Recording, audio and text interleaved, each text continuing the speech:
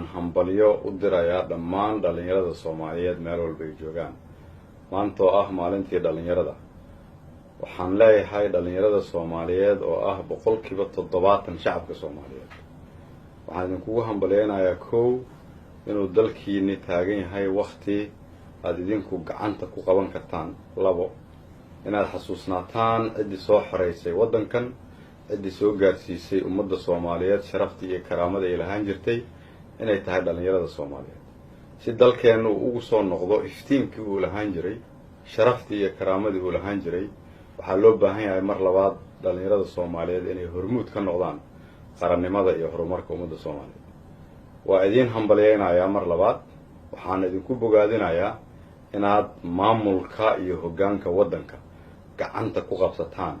qaybna ka noqotaan horumarinta dalkiina waa mahadsantiin wassalaamu calaykum waraxmatullahi